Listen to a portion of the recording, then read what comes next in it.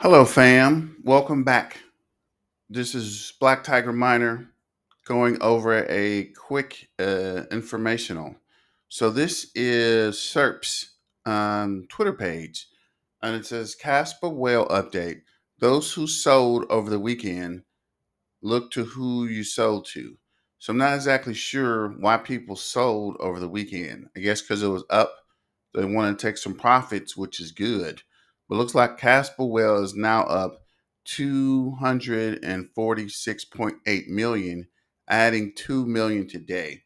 Casper is here to stay and headed one direction up.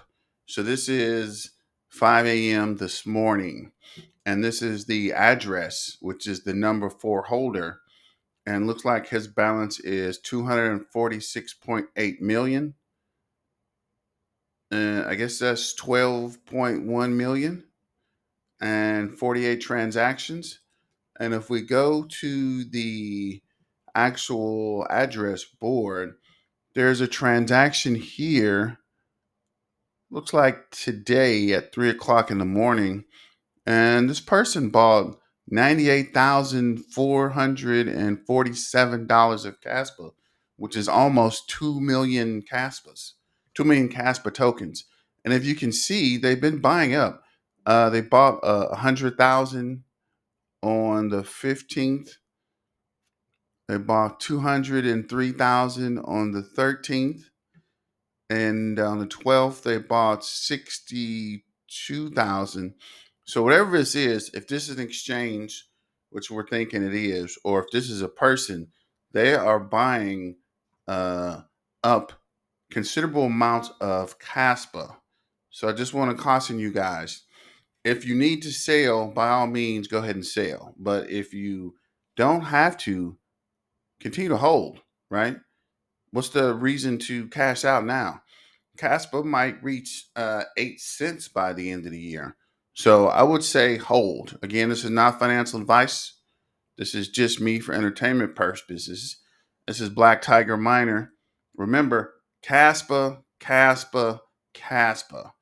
And then there is a video by Jesse AI I wanted to get out. Wanted to make this quick video and crank this video for Jesse AI real fast. Then I'll make an additional video later today where we're actually going over the stats. So let's see what he has to say. Tuesday, September 19th, the FOMC meeting is happening. As we know, Powell and Jackson Hole just a few days ago started laying what we are predicting is a bear trap as he started threatening to raise interest rates. All Powell has to do now is come out and say, oh yeah, I've reviewed the paperwork and it doesn't look as bad as we thought a couple days when I scared the pants off the markets. We're not raising interest rates today on the 19th. Boom, stocks will take off. Bitcoin will take off and crypto will take off as well, adding more liquidity into the market. And it doesn't matter, even in the scenario where Powell comes out and he starts to really scare the markets. He says, you know what, I am going to raise the interest rates right now. This happened on June 14th. Powell really shocked the markets. The altcoin market cap started to dip. Bitcoin started to dip, and these pullbacks lasted for 4 or 5 days. Meanwhile, Kaspa went completely in the opposite direction, starting to spike upward. And we can see as liquidity is draining out of the altcoin market caps, it's often going directly into Kaspa. Part of this reason we've already explained, Kaspa isn't an American coin. Technically, us Americans aren't even supposed to be able to buy it. This is the developing team from Kaspa putting together this mobile pay system that we've been talking about. Now, as Americans, we'll occasionally see some guy in front of us at the gas station paying for everything with their cell phone. Overseas, there's no ATM, there's no bank for like a day and a half drive. They do all their commerce via cell phones, and Kaspa is looking to get directly into those markets. That's part of the reason why the American interest rates and the American economy doesn't affect Kaspa as much because its use case, and that's what separates Kaspa from all the rest of the cryptos, is its use case will be real, it will be high traffic, and we actually have the code for the beginnings of the DApp, which is going to allow people to pay for everything at 7-Eleven, at Mickey D's, overseas, via their cell phones with the Kaspa Pay DApp. This is super huge alpha. If any of you guys could actually read code, you could go through this and figure out how close they are to launching this DApp.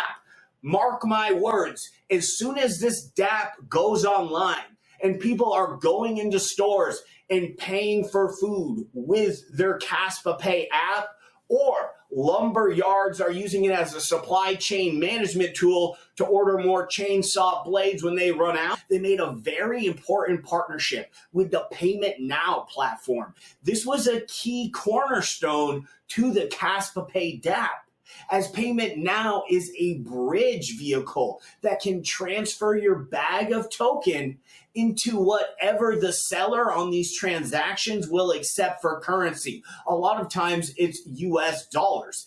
And the Payment Now bridge can facilitate a transfer of Kaspa to US dollars to make the payment. As soon as Kaspa Pay goes online and people are using the cell phone DApp to make payments around the world, the price of Kaspa will absolutely explode. Not from investors positioning themselves, but literally from the use traffic of the token. That's what makes Kaspa so much different than all the other cryptos. A lot of these content creators think, well, it's because it's GHOSTDAG. Kaspa wasn't even the first GHOSTDAG protocol. Quitmir was. It's that Kaspa is positioned so well to be used as a cell phone payment DApp. A lot of the big YouTubers are jumping in and saying Kaspa right now. And unfortunately, they're running into the content creators who don't really do deep dive research. This is where you, the viewer, come into play. It's imperative that you guys smash the like button, subscribe to this channel. Have you ever seen the code for the Kaspa Pay DApp? Did you even know it existed after all the Kaspa content that you've researched on YouTube? My guess is probably not. And it's imperative that we get this out to the masses. For all of you new guys who just watched this video, with this information on top of the price pattern that we're seeing, which is extremely bullish statistically, the cup and handle about to break out, this gives you a chance to absolutely load your bags before it's too late and Kaspa repositions itself in the double-digit zone. For all of us who already have a loaded bag up, this is a great chance to actually practice some trading. Take $100, take $200. I'm not a financial advisor. This is not financial advice. Do a 3x, 4x leverage trade, play the breakout, and make some extra Kaspa for yourself on top of your Hodl bag. This will give you a chance to try to time the top, because of course, when you have a leveraged position, you are eventually going to have to sell it. People put so much importance on when you buy, but when you sell is actually more important, as that's when you're going to take the profit. Now, I know a lot of you guys are in states where you're going to want to hold your crypto for at least a year.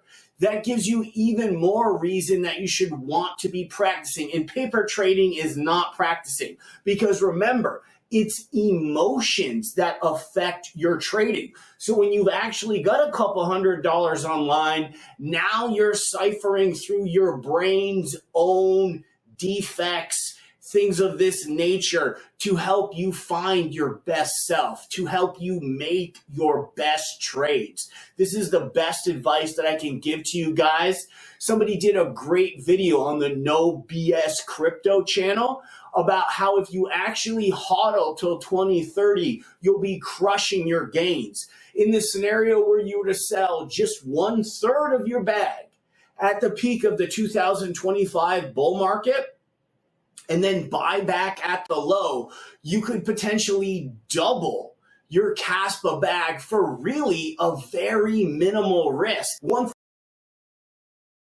Not financial advice, but he does have a lot of interesting information about saving to 2025 and then actually creating a smaller account to do a lot of your trading with. So to get a couple $100 here and a couple $100 there, that's separate from your investment bag.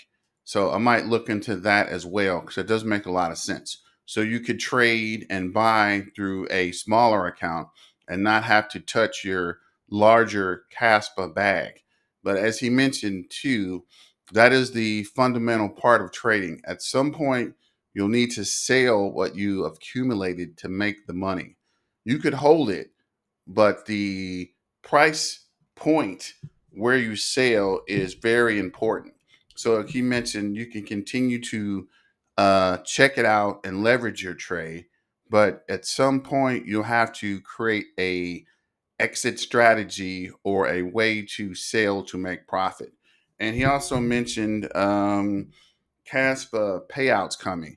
And I did a video, I'll try to put that in the end where they show the pop up videos about Kaspa Pay Now and that merger. Because there was something about where Kaspa Pay Now can let you take loans out against your Kaspa.